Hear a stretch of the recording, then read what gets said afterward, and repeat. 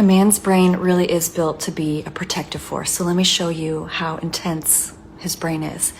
So in the face of a threat, the right amygdala, which is primed for processing negative stimuli like fear, will throw a key in his ignition and he'll start to scan the environment for danger.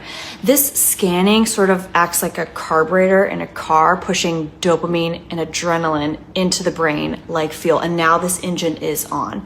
Then the paraqueductal gray shifts his body into gear, quieting all the noise and any pain in his body, and he zeroes in on coordinating whether he is going to shield or strike. Then his anterior cingulate cortex for motor functioning draws him into action, but the prefrontal cortex sort of acts like brakes and controls the force so that he can protect without causing additional harm. And then this is the best part.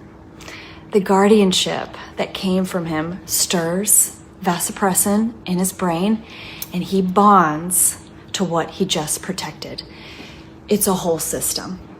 And if the system gets disrupted at any place, he won't be able to operate in protection and the engine will malfunction. So maybe there was an intense trauma that flooded too much fuel into the brain, and now we see explosive anger, control, intimidation, a need for order, or maybe he wasn't welcomed home after battle with love, and now the engine won't turn over. He'll be more passive, he'll withdraw, he'll numb himself.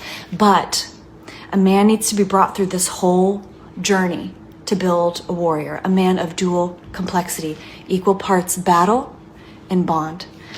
And it felt necessary for me to talk about this today, to showcase this protection mode in a male brain, because the shoring up of the common man to stand up against evil and tyrants is a necessary part of protecting freedom and humanity in our world.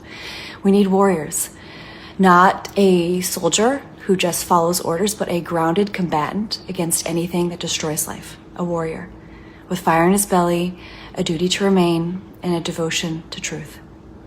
What it sounds like you're telling me to do is to just, like, I need to think like it's life or death if I don't get a man, and I'm gonna end up home. Well, no, you're asking me what do we need to do. If the black culture is to survive, we need to have families, and they can't make families with women who think like you. A family is what? Mother, father, children. Right. And in order for men to have wives and children and have a family, they must have women who think like wives. Women like you think like individuals and baby mamas. Fine. No heat, no judgment, but you're not a family. Those aren't families. It's something else, but it's not a family. A fractured mind is useless to a man who wants to build. I mean, I don't feel like I'm a fractured mind. And it doesn't matter. What matters is the men who are looking to build cannot plant their seed in contaminated soil. You're done having kids, but look at the kids you've had. Yeah. And they're going to be a problem too. So she's supposed to do better than you, but you trained her. No, because that's just how evolution goes. Man, you can't make families with individuals. The black community, we were doing way better before. We were doing way better when our women understood their role and before you guys chose yourselves over the community. So now it's time for black men to choose themselves over you. This is why black men, you need to understand. You cannot choose a woman who does not want to be your partner. That's the bottom line. No, I'm being honest, man. Just like you chose the man you chose, you also had men who were suitable that you likely didn't choose. No. So let me get this straight. So women are now not cooking, not cleaning, not... What are they doing? And who's trying to wife these women? What is going on? I know y'all not gonna like what I gotta say, but I'm gonna say it anyways because that's how I am. I've come to the conclusion that the average woman who could sustain a relationship with a man are jealous of hoes. And if they're not jealous of hoes, they're under the impression that hoes are getting some specialized treatment from men that they're not aware of. Because every single time a woman goes through something with a man and other women know about it, their default answer to her is go do some hoe shit or go be a hoe. When a woman is in a long-term relationship and she seems to be unhappy with herself or she's unhappy with the relationship, regardless if the man is doing anything wrong or not, they always say, go be a hoe. When a woman becomes a divorcee, the answer to that is now she needs to go be a hoe. When a woman says that, hey, my husband is cheating on me, my boyfriend's cheating on me, the answer is to cheat back, which is some hoe shit. Every single time a woman decides to announce her relationship woes, good, bad, indifferent, the answer women give her is to go be a hoe. But I genuinely don't believe that women understand what hoes do. See, it's the reason why men say hoes are fun to be around, because they understand that they're there to cater to that man to get exactly what they want from him. They're there to listen to him and appease him in all ways, and they're kind to men, even if it's temporary, because they know it's their job and this is transactional. They'll never fully know that man. Probably don't even know his real first name. Whereas the rest of you are asking women to hoe with hoe alignment, and you on relationship entitlement. And halfway hoeing just simply don't work, especially when you're talking about a woman who's actually desirable to be in a romantic companionship with a man. It sounds cool in theory because you think you're actually humbling men, but they don't feel the ramifications of everything that you're doing to hoe yourself out. So if a woman tells you to go hoe, you should probably reconsider that, because men have never treated hoes like humans. They've never respected them. And if you've already been in a circumstance where a man has belittled, disrespected, berated, disparaged, abandoned, neglected, why would you want to go be a hoe? That's all those other men are going to do. The answer should never be hoe. Find you something else to do. Go get a hobby. Hoeing ain't it. And if you're around a woman who answers to all your issues with the man is to be a hoe, you probably need to reevaluate that woman's intentions towards you, because you have to ask her, would you do that? Would you risk your life and your safety in order to go be a hoe? Would you risk unwanted pregnancy, dealing with a man you don't know in order to be a hoe because this one man made you mad? Hoeing is not the answer. Hoeing has never been the answer. The answer should never be just go be a hoe. Well, you know, some of these women, they're doing that to create connections. And it's just a connection. If it doesn't work out, it doesn't work out. Like I'm just doing it so that I can have a good time. I can be free. I get to explore my body. I can say, well, you know, basically it's like me going to date somebody. Or it's like me going to a different country or going out to get something to eat. It's a different experience. And so I'm trying to figure out exactly what experience I want. So you should be happy that me as a woman has gotten all the experiences at a young age, because when I get 30, 35, when you marry me, that's what they say. I know what I like. I know what I don't like. I know what kind of man I want to be with. So that's good for you, because now I know what the Chad feels like. And I know, you know, he might feel good sexually, but I don't want him because he doesn't fulfill all my needs. Even though you might not be the greatest, even though you might not be as good as Chad, then you're still able to supply all my needs in totality, on the whole. And that should make you feel good, because I don't just choose you for sex. I don't choose you only for intimacy like I did Chad. I choose you because I love you, and I give sex to you because it's a part of intimacy, or it's a part of our relationship. Even if I don't think that it's the greatest, even if I don't think it's as good as Chad or Tyrone. And if you feel like Chad or Tyrone are a hindrance or an obstacle to our relationship, that's an insecurity. That's an immaturity in you. You have to be emotionally disciplined as a man to say, well, you know, Chad and Tyrone didn't get the love that I get from her. They got her body, but I got her heart. I got her soul. I got her mind, who she is. They don't have anything. So you should be happy about that as a man. No, that's not going to work. Not at all. I get where you're coming from in terms of trying to create experiences for some of these ladies, trying to create experiences to really explore. And like I said, they don't see it as being promiscuous. They see it as being intentional. I think maybe in this compilation or another compilation, a woman talked about dating intentionally and being an entrepreneur. And she talked about, I'm dating intentionally. I think I say it right now. I'm dating intentionally, and, you know, I'm dating this man and I'm going out with this man. That's not really dating intentionally. That's you. That's sort of a form of self-care. That's you trying to take care of yourself and to fully experience, without the intimacy that we know of, fully experience what a man can give. And so when you say that man gave me this, and this, and I didn't have to give him anything back, that's what they're doing. They're trying to get all the things that are good for them and then the best one that is giving me the best experience, I'll think about picking him. But even if the best one gives me the best experience and it still doesn't rise up to my standard, because I'm going to go back and talk with the ladies, we're going to have a whole night. We might go out to brunch. We might order in. It's going to be a whole thing. And we're going to sit and talk and discuss as a committee, right? As the Illuminati. And whatever we come up to for each other's relationships, that's going to be the standard. That's what they're doing out here. They're moving sloppy. They think it's intentional. They think it makes sense. But men are not doing that. If you're a girl just like me who's being passed around in college who no longer feels the drive in their mid-20s, then listen the fuck up. Baby, I ain't afraid to admit I was a hoe. But after being in my 20s, I literally needed a man to be 6 feet away, backed up, no drive, okay? Drier than the Sahara Desert. Girl, we needed to figure her out. You know what? I blame the Protestant Reformation for this. You're probably thinking to yourself, why do you blame the Protestant Reformation for this? Because if people were still afraid of being excommunicated from the church, what are you talking? Like, I know she's just trying to sell honey packs, right? But like, there's no shame in society, and I think that has made the world a worse place. People aren't afraid of talking about how selfish they are, how freaked out they were or are.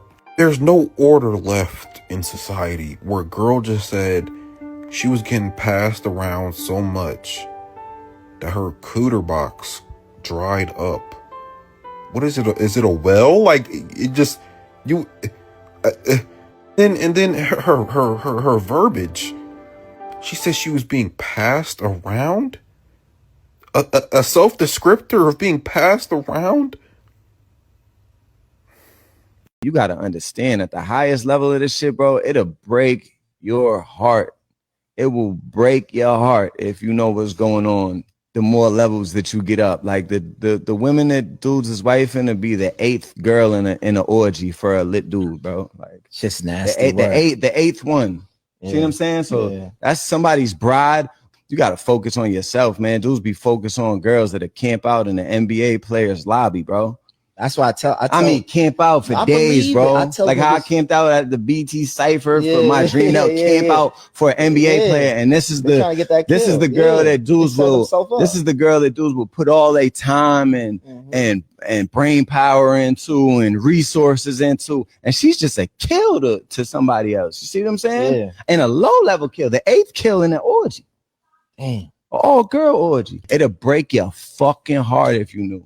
I think we have used like terms like incel and red pill, all that good stuff. Even though I've been critical of those communities, I think we've used them as kind of like dismissive pejoratives, like, I'm red pill ass motherfuckers. And I think that a lot of what men are suffering from is the catastrophic realization of what the world really is and a deconstruction of what we were led to believe was the most magical aspect of the world, being women. We were led to believe, for the most part, that women were magic. Women were sugar and spice and everything nice. She was every woman. If you give a woman this, she'll multiply it into that, and et cetera, et cetera. And I think a lot of men, whether that realization happens early, like in grade school, and which is something that people also dismiss, or you got your heart broken in 5th grade and you haven't recovered from it, or whether it happens later in life, it is a devastating realization. I was reading something a while back about kind of like the art of debate or the art of arguing. And basically they found that the same part of your brain that lights up when you are in a fight or flight response, like let's say a tiger walks into the room, is the exact same part of your brain that lights up when somebody, if you're a religious person and somebody says God's not real, right? So our brain treats physical danger the same way it treats philosophical danger or dismantling of your worldview, right? So on a very deep level, we discount, we minimize, we trivialize how devastating that was or that is to boys making, especially during those years of making the transition to manhood, to come to that realization, to be confronted with that truth. And the way that he kept saying it will break your heart is really like at the core, it will break your heart. It will dismantle everything you thought. And y'all are dismissing men as brothers that couldn't get it right, brothers that can't get a girl, brothers that don't know how to walk up to women and talk to them. You ain't doing it right. You ain't doing this. You ain't doing that. And even when a man says, okay, let me try this, and they come back and say, bro, it's not working. They just did the same thing you told me that they weren't going to do. They just did that. They just tried to basically, the worst they could say is no. I mean, the worst they could say is get away from me or I'm going to call the cops. The worst they can do is start screaming and hurling false accusations. So everybody around thinks that I'm a problem. They think that I'm trying to put my hands on her. I'm trying to do something to her. And then they call the cops. And then the cops come out.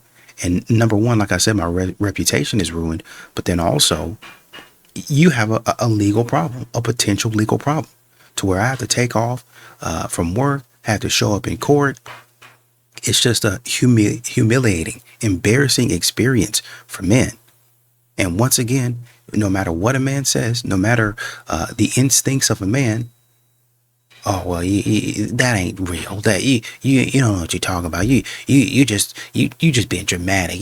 You just afraid to approach women. You just afraid to be around. Just tell me you sassy and you down low and you don't like women and you don't know how to be around women and all those other insults. To try to figure out how to get around, I'm not a good woman. I acted immaturely when I screamed, when I just hollered, and he just said, hey, how you doing? How's it going? My name is John. What's your name? Ah! Get away from me. And then they get on TikTok and they think that's funny. A girl, I think I saw like a whole comment thread talking about offing men.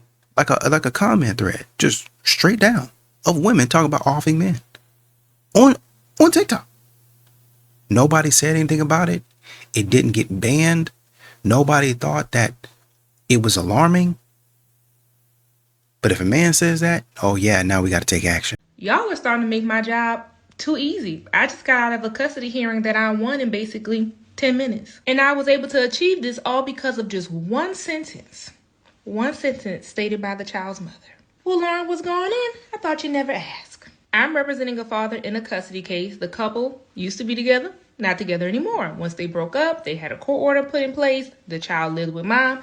Dad has his visitation rights. On his rights as a father, she's not following the order. She's not letting him see his child. And since, in his words, she's alienating the child from him, that is not in the child's best interest. It is in the child's best interest for the child to have both parents in their life. So he's trying to tell the court the child should be with me because I wouldn't do this to the mother. She'll be able to be involved. The child should be with me and she can't make good decisions. Also, fun fact, Dad moved out of state after the breakup. They don't live very far apart, maybe like a 5-hour drive, but important fact that child lives in Texas with mom, Dad doesn't. So after we filed the case, mom is starting to act right again because she knows we're heading to court. So Dad has been seeing the child. Well, during the visitation, Dad finds an air tag in the child's shoe. He gets rid of it. Also, please note that it is Texas law that if there is a pending family law case, no matter if that's divorce, custody, etc., you cannot track a child or party while that case is pending. Don't shoot the messenger. I'm here putting y'all up on game for free. There's a lot of laws in Texas that people don't agree with. Blame your legislators. They create the laws. Get out and vote. Well, mom goes to check the location of the AirTag and she realizes the AirTag has been disabled. It's off. And this is the one sentence that mom said that allowed me so effortlessly to win my hearing. She sends Dad a voice text and says if he does not cut that tracker back on so she can see where her child is, then she was going to call her brother to come pow him. And there's going to be some slow singing and flower bringing. So here I am in court, just bring on in my little portable speaker, cut it up to the max volume. And just like that, a simple play button. And the hearing was over. The judge looked at her after giving her some very choice words, told her she might want to go pack her child's bag so that the child doesn't have to start completely over from scratch because he will be moving in with Dad. Now, this is probably one of the worst days of her life, and it didn't help that she didn't have a great attorney because there is no way in hell I would have had that be my client and that happen because I gave her lawyer the recording. If roles were reversed and I was representing mom and he was representing Dad, the moment I would have heard that recording, I would have done a settlement offer and be like, let's work this out. Let's come together. Dads, always keep your cool. Let your BBM self-destruct. 9 out of 10, she will self-destruct. Just sit back, wait, and document What are your thoughts? Comment below. I want to know what you think about all this, and I actually want to have a whole dialogue in the comment section, so please comment below. Disney has really murdered those stories, really bastardized them. So Cinderella in particular, in the book, the reason the prince likes her is because she lived a life of labor and she had responsibilities, and that gave her character. And so when she went to the ball, the other women were boring and entitled and bratty, and the prince was tired of them. He liked her because of her character, which came through having responsibility. That's completely left out of the Disney movie.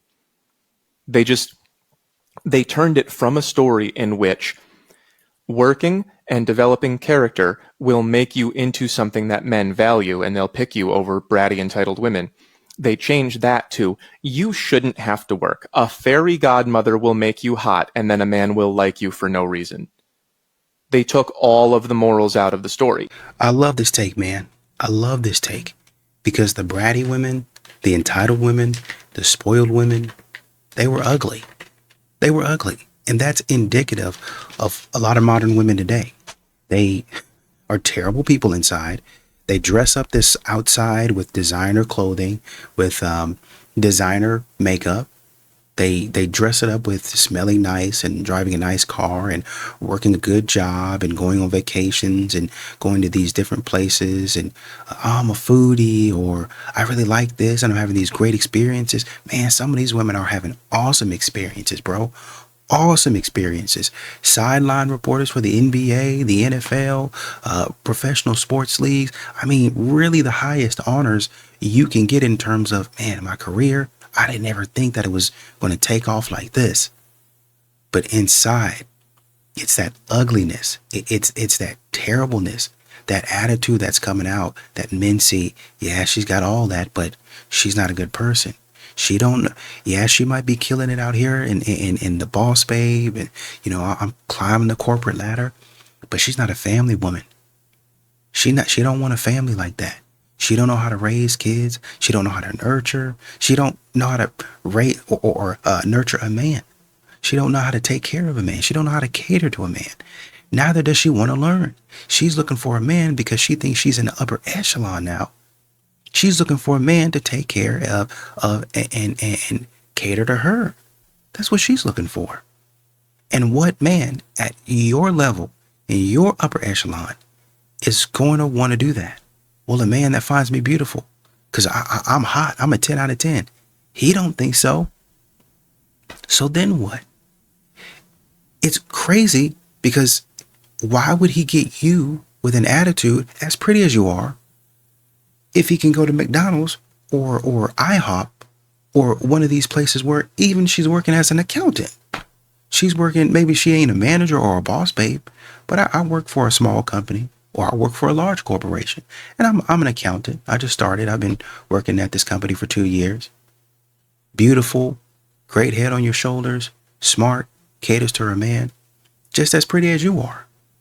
Why would he get you with all these problems when he can go get another beautiful woman with less problems? Why would a man get you with all these problems and headaches when he can go overseas and get a woman that has traditional family values, that knows how to take care of a family, wants to take care of a family, wants to have a family? Oh, the passport. I heard somebody say, oh, the passport bros, where are y'all going? Y'all bringing your women back to America after y'all go and y'all trying to drag them back over here after y'all go and get them and marry them? Yeah, maybe, if that's what I want to do.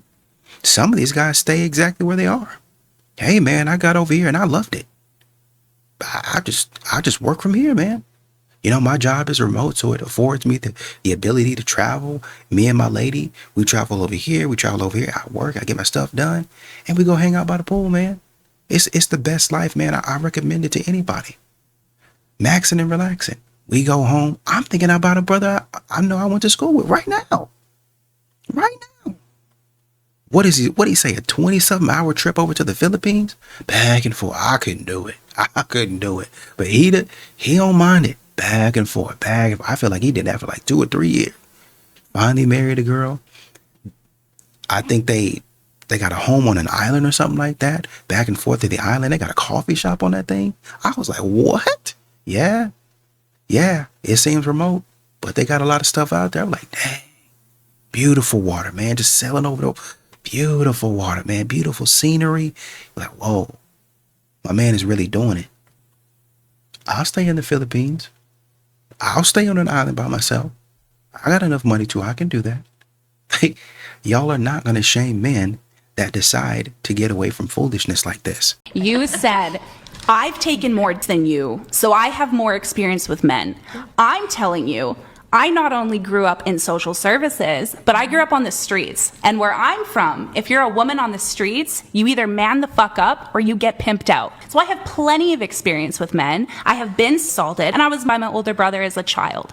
So don't think for a second that I'm coming here with some naivety to men, because I have plenty of experiences with negative men. Does that mean that I'm going to look at those men and say, Brian's going to do the same thing? This gentleman over here is going to do the same thing? 90% of the population is going to do that. No, give me a fucking break. It's not to say all men are going to do that. It's that we don't know who we're going to have that encounter with, so we don't want to take that risk. For somebody that's terrified of men, you sure take money from them all the time. I never You said I was escort, terrified of men. Don't you escort? It's the number one reason for unaliving pregnant women is their partner. You're saying women would pick the bear because men most often commit violent crimes, which is true. Okay, so if Brian were to sit here and say, women are the number one of their children in America every year, who would you rather leave your child with, a woman or a cougar? Oh, that's a good one. Are you going to sit there and be like, oh, it's the cougar? Because no, you're going to say give it to the woman. 97% of all perpetrators of child abuse is men. Yeah, again, your mental gymnastics. I'm saying abuse, and can we stick on that? Yeah, and my little sister works for social services. Mental gymnastics. And Great, she I grew up in it. literally has Cougar had or every a woman? single case has been Cougar a man. or a woman?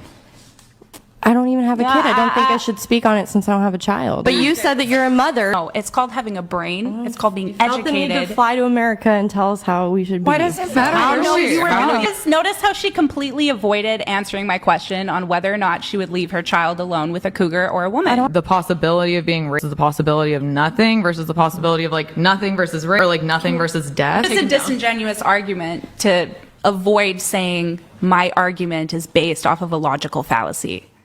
We could just say what it is. That's fine. Oh, girl. Yeah.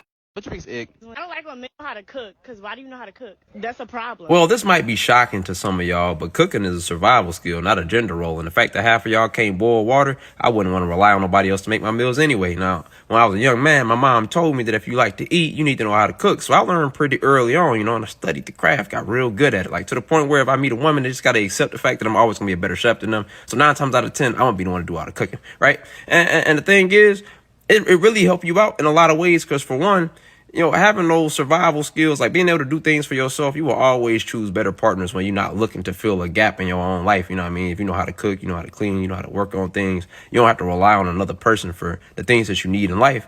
Then you choose partners that you like, their characteristics, them as a person, and that's way better for you. But more importantly, right, if you're trying to get the number, bro, I know some of y'all guys out there, you might be struggling, bro. When you're talking to a girl and she ain't quite sure yet, bro, learn how to cook. That'll do it. She'll go crazy. I'm telling you. You go in that kitchen and put it down one time, but when she tastes that food, she gonna go crazy. Some women don't like you until they see you with another woman. Yeah. They're like, oh, I didn't know you was messing. I'm like, okay, I like that. And they shoot they shot. And that's why you gotta have an attractive woman. You see how it goes back? Dang! You see what, Kenny, you see how I brought it back full circle, baby? That's why your girl gotta be bad. No. Right. No, not for the opportunities of more women. But what I'm saying though, if you did that and it didn't work out, and now you go try to talk to a 10, and she's like, nah, you don't deserve me. I seen your work.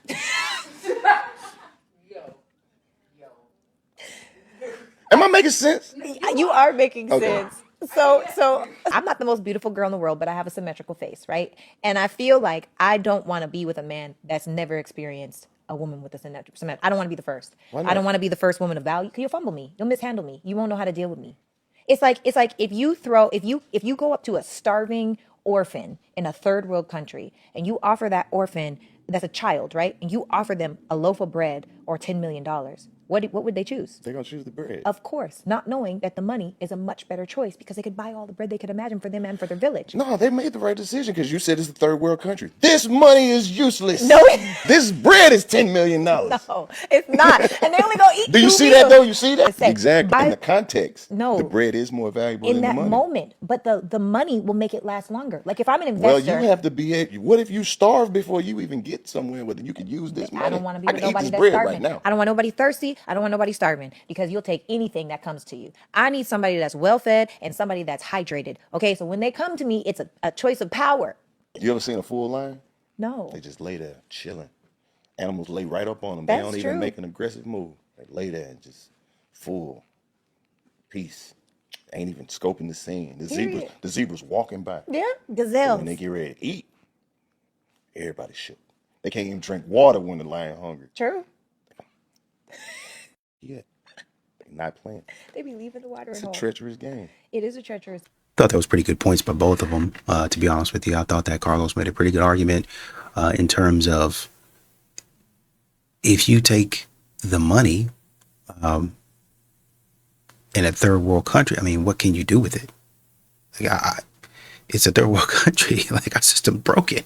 So, I mean, yeah, at some point in time, I might be able to get something, but because there's so much lawlessness, then I might try to take that money and get to the city, and somebody might take me out before then. So the bread at this point it's more valuable because I can consume it now, and I can get strength now. And with that strength, I might be able to go out, build, get me something to eat because I have sustenance. I'm looking for that next meal, build, and now I'll build me a life.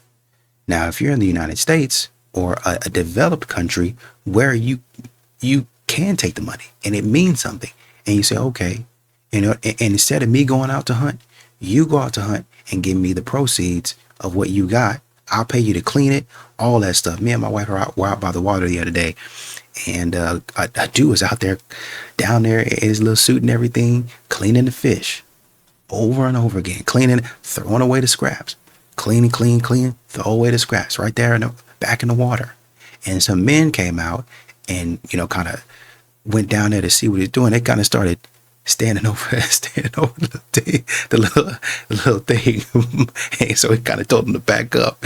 But he was down there doing his job, and people wanted to see. I want to see what you're doing. I want to see what your job is. I want to see, how you cut it, slice it.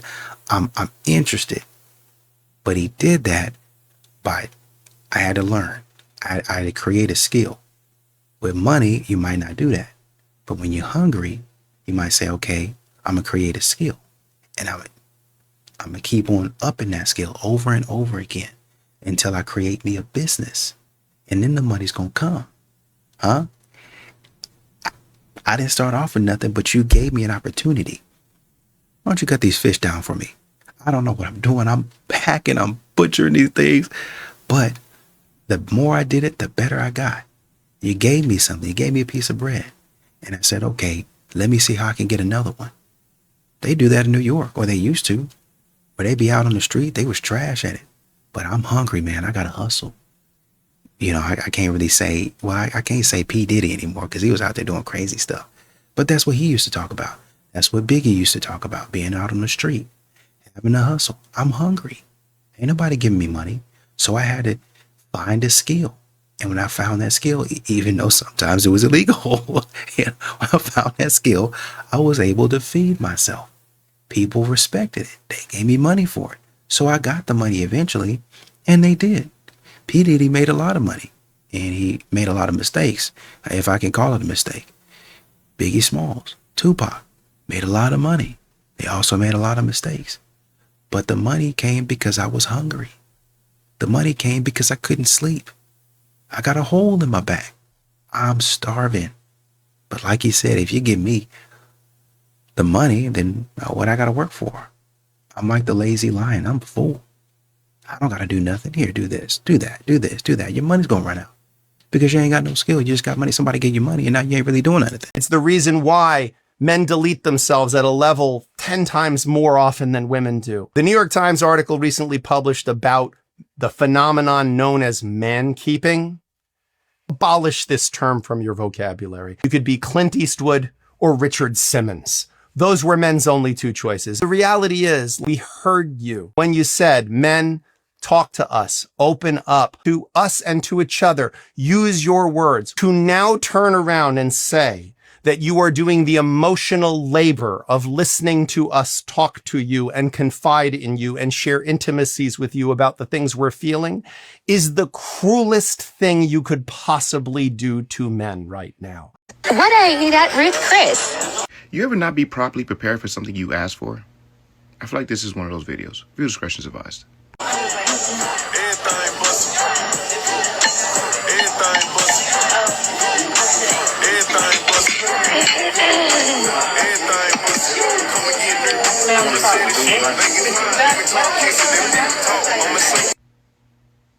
As a man that has experienced that before in my life, it is one of the most cringiest and most unfortunate things that anybody should have to go through while on a date. And the reason I say that is because there's etiquette for everything in life. There is. And whether you agree or not really doesn't fucking matter. So y'all be asking for steak dinners and then y'all go to the steak dinner and behave like that and do that. I know she got a face full of makeup that she probably did herself. So the fact that you could put on a face full of makeup but you can't even cut lamb chops properly, you don't know how to use basic utensils. Why are you holding the fork like OJ's your father? What is wrong with you? I know what's going on here. This is a classic case of knowing the price of everything, not the actual value. You know how much it costs to be there, right? Whether it's expensive to you or not, whatever the case may fucking be, but you don't know the value that you are bringing to that man by cutting that goddamn steak or lamb chop that way. And because you don't know the value, you don't realize that you can lower his value as well.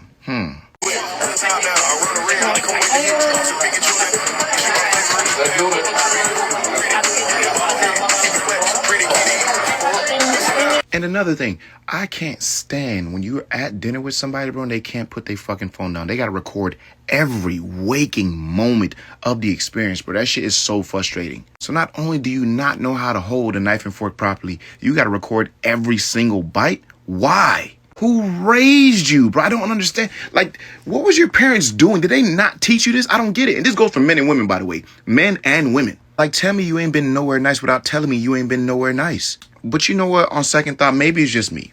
Maybe it's my preferences and standards. They're just a bit too high. Maybe this is just normal for today's generation of women to go out and use a knife and fork that way. Maybe I'm misspoke. I'm out of line here. You know what? Fortunately for you, you ain't got to listen to me because I'm just a normal guy. Gotta keep the change.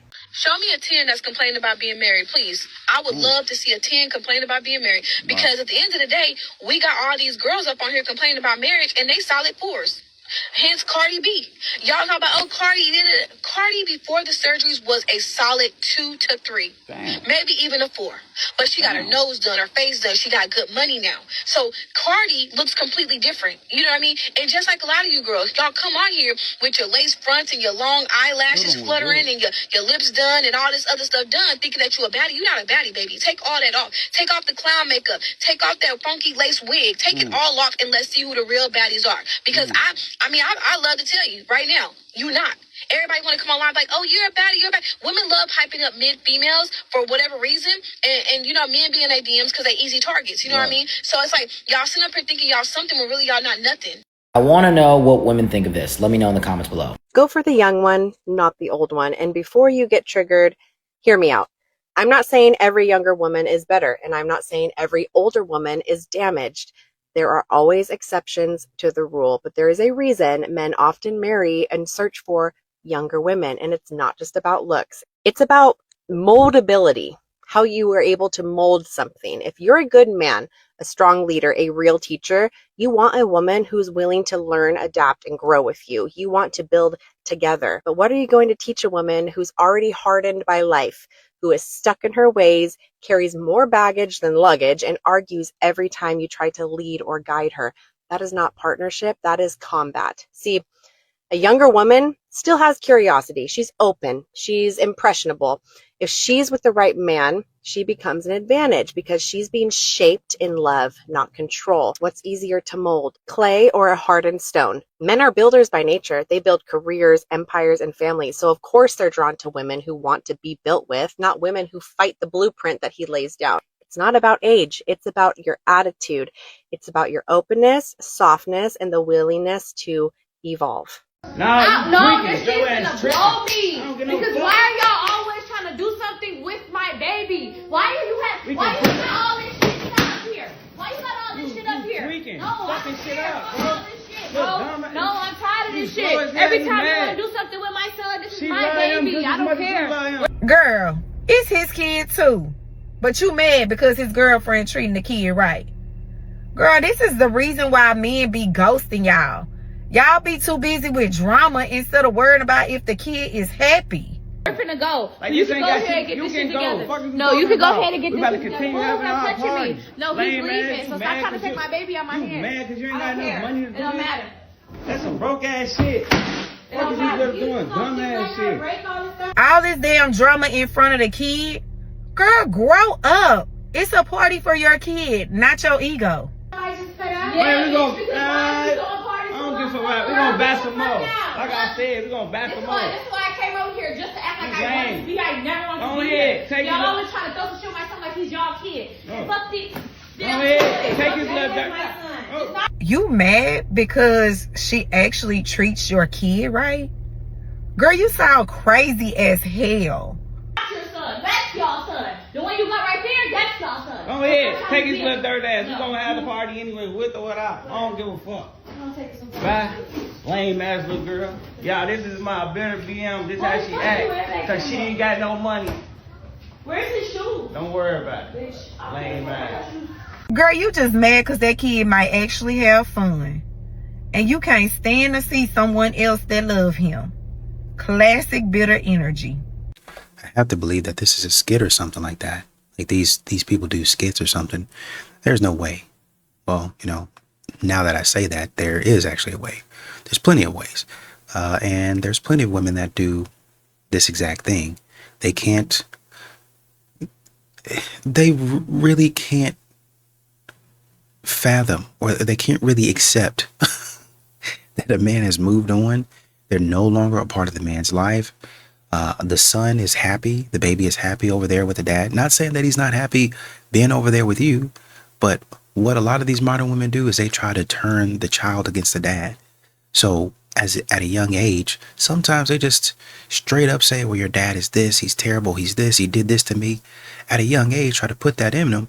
So when they grow up, they subconsciously think these things. They might do it straight up when they grow older, or they might do it covertly, subtly, throwing shots, acting a certain way around their dad when they go to meet him and drop him off, saying certain things and then planting certain ideas in their child's mind. That's manipulation, but they'll do it because they don't really like the man. Oh, well, Your Honor, you know, I don't know if my child is safe. I'm not saying that I saw anything, but you never really can tell with some of these men because they hide it for years. And they'll plant this nonsense in the head of in the mind of the kid, in the mind of the judge, to make it seem like the man has been doing things to the child, around the child, when the man has no record. Nothing. Clean as a whistle. Never even so much as got in trouble in high school or elementary. Clean record. No problems. But because modern women, like you're saying, bitter baby mamas, seeing that life is passing them by, seeing that he moved on, and not only did he move on, he's growing, then that's a problem for me. I don't like seeing that, and I'm not going to stand for that. So I'm going to come over here and I'm going to start breaking stuff. I'm going to start moving furniture. I'm going to start trying to make your life miserable because mine is. Once again, if mama ain't happy, ain't nobody happy. And unfortunately, that extends until after the relationship. It really does. And that's terrifying. I got a question for the men. How would you feel about this? Check this out. So y'all know I met a guy on Hinge on Friday. We went to the Clips concert on Saturday. Yesterday, he invited me out to dinner for tonight. He said, I'm going to text you 3 different restaurants and you get to choose between which one you want to go to. I chose the restaurant. He said, meet me there tomorrow. I made reservations at 5:45. So we'll be going on our second date tonight. And I also have another coffee date tomorrow. And then I have a date next Wednesday. I actually had to put my Hinge account on pause because I have several conversations going, several dates going, and I'm a full-time entrepreneur. I'm running a whole community. I leave for Vegas on Friday. Like, my life is so full. It's only so many dates that you can get in 1 week. All that to say, I am having so much fun dating in my 40s, being happily single, and really dating from a place of intention and building beautiful connections and having experiences. And I believe that is why I'm having such a good time. So I will continue to keep y'all posted.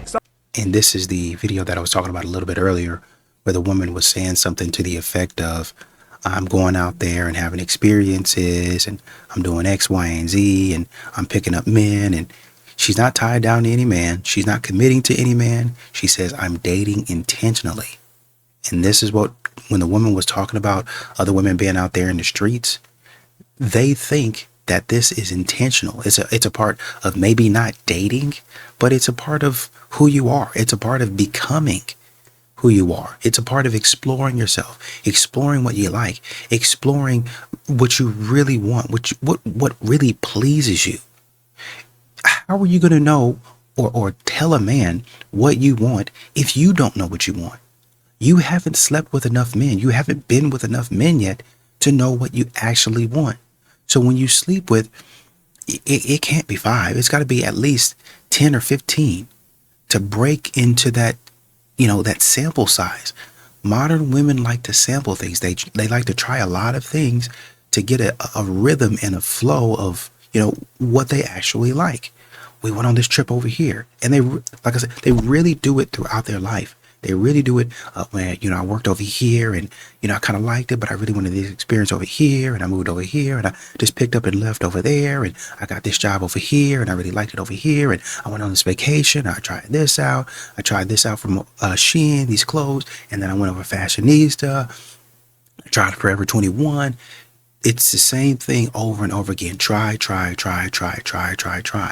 And they extend that attitude. And by the way, it's not necessarily a bad thing if you try things that you should, right? So you understand and you know what it is that you want.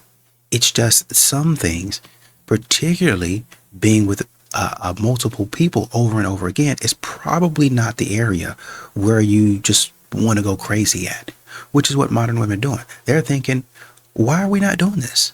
Like, why is it frowned upon for us? We do it everywhere else. We go to different food places and we try different foods. How else would I know what I like, what I want, what I'm actually drawn to if I don't try it? I've never been with a man. I don't know if I want a black man for the rest of my life. I had a good experience, but I might want a white boy. I might want a Mexican dude. I might want an Asian guy. You never know. I want to try them all, and I want to try them multiple times. That first time that I was with a black dude, it wasn't all that great. So I'll try it again. That was okay. I'll try it again, but this time I'll try it with a guy that's of my specifications and standards. They're fine tuning. Oh, I like that. You know what? I've tried a short man. I've tried a medium man. I want a guy that's 6 foot tall. I'm not backing off of that. That's my standard. I've spent a lot of years doing X, Y, and Z. I'm not moving off that. And any man trying to tell me to move off that, I'm not doing it. I know who I am. I'm 30. I'm 35. I've been through a lot of stuff, and this is who I am. And I'm happy with who I am. I've gone to therapy. I've healed for sure. And they use therapy as a cleansing. Like a baptism. You know what I mean? Like, you go into the water, you come back up, I'm free. They're using that as a baptism, as a cleansing, because they know inevitably, but they're willing to take the risk. They know inevitably sleeping with all these brothers, messing around with all these no good guys, that's going to rub off on them. That's going to make them feel a certain type of way. They're inevitably going to get attached to some of these guys, even though they said they didn't. I'm going to get attached to you in this way. I'm going to feel like this way to you. I'm going to have a craving for you on this night and then a craving for this man on this night. So if I go to therapy, I'm thinking that the vast majority of that I can wash off. I can keep, I can learn to control, I can learn to discipline.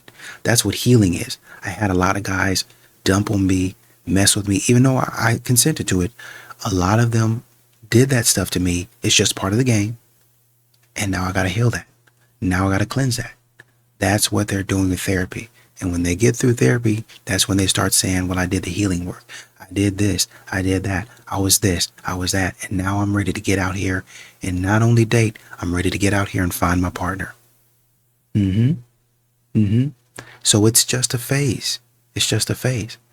And they say, men don't do this. That's why you're not healed. You don't go out and you don't do it how I do it.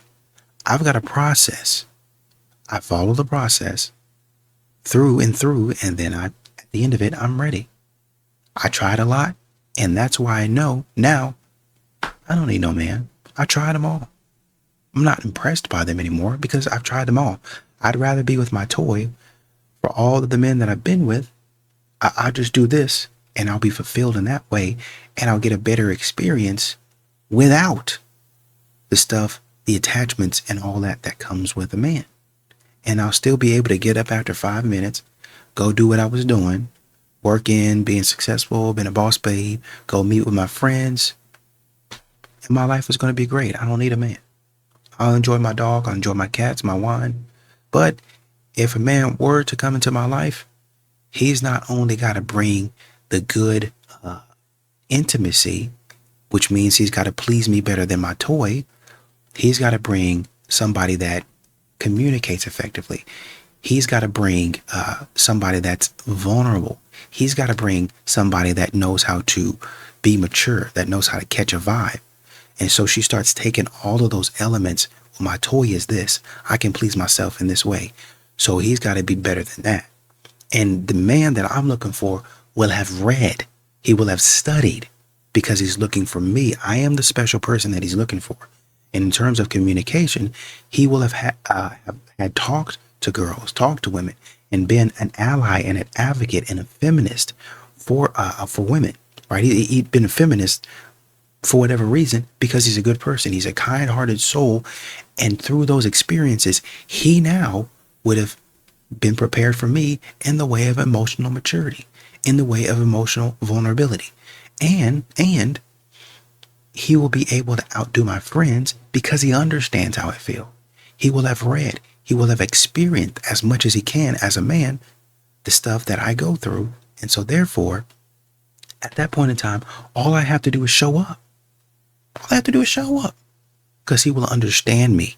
I will be good enough to show up in this space because he understands and knows, and he will instinctively provide because he understands that life is so hard for me. And he understands and recognizes and values the experiences I've been through. And men hear all of that and they be like, no, to me, you are not as high as you think that you are. All that stuff you did, I don't want it.